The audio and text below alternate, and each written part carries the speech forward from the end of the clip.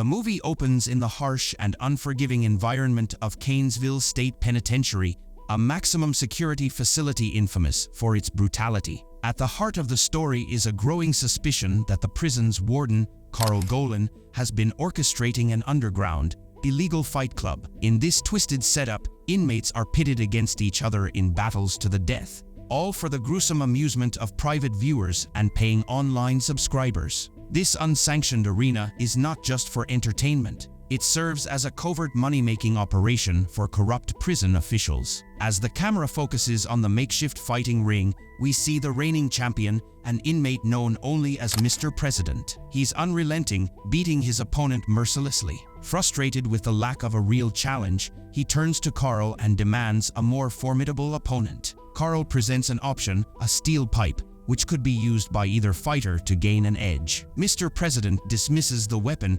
claiming it would be an unfair advantage against his already struggling opponent. The match resumes, and despite his opponent grasping the steel pipe in a desperate bid for victory, Mr. President neutralizes him with a series of powerful strikes. Not happy with mere victory, Mr. President brutally ends his opponent's life by raining down a barrage of punches onto his face. Once the fight concludes, Carl coldly instructs a guard to dispose of the lifeless body, directing him to write an official report that fabricates the cause of death as an accident. The scene transitions to introduce Burke Wyatt, a man grappling with the complexities of his past. Once a police officer, Burke was known for his unorthodox and aggressive tactics, navigating a turbulent phase in his life. Separated from his wife, Mary, he fulfills his role as a part-time father to their only child, Tommy. Burke picks up Tommy from school, learning that his son had confronted some bullies while defending a girl they were tormenting. Far from admonishing him,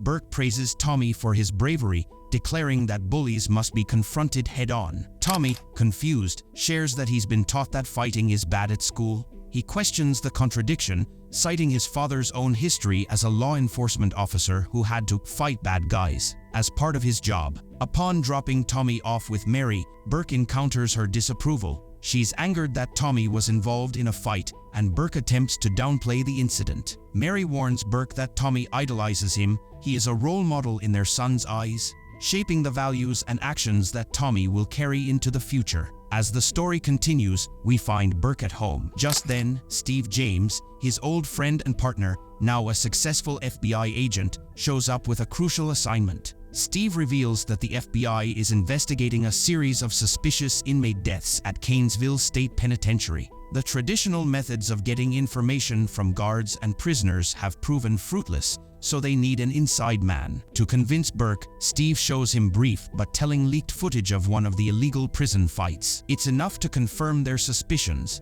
An illicit gambling and fighting ring is operating via the internet, right under the warden's nose. The stakes are high, but the rewards could be life-changing.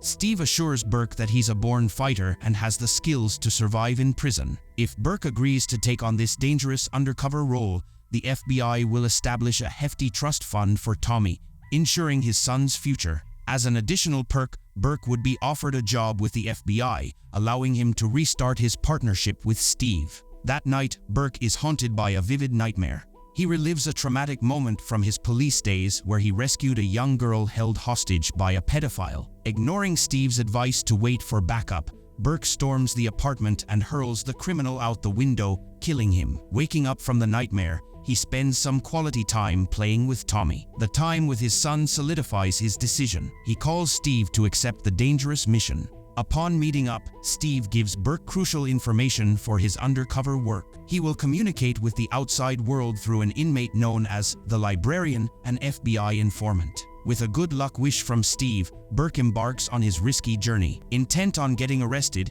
he assaults a police officer and steals his patrol car. After a short chase, Burke intentionally gets caught. Subsequently, he finds himself in court, where he's sentenced to a 5-year term at Gainesville State Penitentiary. Once at the prison, Burke is transported on a bus alongside other new inmates. Among them is a chatty prisoner named Lancer. Upon their arrival, they're lined up for the standard orientation speech. Warden Carl steps forward to deliver his usual talk to the newcomers, urging them to treat each other respectfully while behind bars. Little does Carl know that Burke is there with a hidden agenda, one that could bring down the entire illicit operation. That evening, as another brutal fight rages on in the secret ring, one of the guards informs Carl that only one of the new prisoners seems tough enough to join their deadly tournament. As you might expect, that man is Burke. Meanwhile, we witness a ferocious battle between two inmates, concluding with one named O'Reilly killing his opponent. The next morning, the inmates are in the yard, working out. O'Reilly pulls Burke aside and warns him to keep an eye on Lancer. It seems that two inmates known for sexual assault, Yulee and Macon, have targeted him. Burke also talks to another inmate named Miceli, who lays down the social landscape of the prison for him. According to Miceli, there are three main gangs in Canesville: Sons of the Free, who seem to despise everyone, the Latin Kings, a Mexican mafia faction that was once led by the now-deceased Emilio, and the Disciples, who are the most powerful group and are led by Mr. President. Shortly after, Carl calls Burke into his office. He makes a cryptic offer: if Burke does a future favor for him, Carl will write an incident report that favors Burke. Though what the favor is, Carl doesn't say. The following day, Mary visits Burke at the prison. Clearly torn, he tells her not to visit again and walks away, leaving her puzzled and hurt. That night, Carl gets in touch with his business partner, Mr. Wheaton. Wheaton advises letting another prisoner die in the ring to boost audience engagement, as it seemed to be a hit the last time it happened. Carl assures him he's got it covered. Burke will fight against an inmate named Spider, who is expected to kill him, thereby sending their profits skyrocketing. Soon after, two guards escort Burke, his head covered with a bag, to the fighting ring. Spider lunges at him out of nowhere. A desperate and intense fight ensues. Burke eventually gains the upper hand and tells Spider to stay down. Ignoring the advice, Spider rises and lunges at Burke again. Burke delivers the final, fatal blow, killing Spider in the process. After the intense battle in the ring, Burke returns to his cell and follows through with the plan Steve had laid out for him. He writes a note, discreetly hands it off to the librarian, who then passes it along through the prison's food suppliers. Eventually, the note makes its way to Steve on the outside. During lunchtime in the prison cafeteria, Burke gains more insight into the president. Turns out his real name is Milton, and he chooses to fight in the pit simply because he enjoys inflicting pain on others. Tension escalates when Lancer, already a target for trouble, accidentally spills food on Milton. As Milton seizes Lancer, Burke intervenes, demanding that Milton release him. Just as the two heavyweights are about to come to blows, Miceli steps in and defuses the situation, for the moment at least. That night, Burke is scheduled to fight an opponent known as the Crying Man. When brought before Carl, Burke initially refuses to fight. Carl, in turn, threatens the well-being of Burke's wife and son, forcing Burke's hand. In the ring, Burke initially takes a beating but ultimately triumphs over the Crying Man. Carl assures him that his family will be safe, provided he continues to fight in the pit. The following day, Burke writes another message for Steve, and Miceli observes this action via a mirror reflection. Outside the prison, Carl meets up with Mr. Wheaton, who reveals he has increased the subscription fees for the underground fighting service. According to Wheaton, the bloodier the fights, the more people are willing to pay. Back inside the prison, tragedy strikes. While Burke assists O'Reilly during a workout session,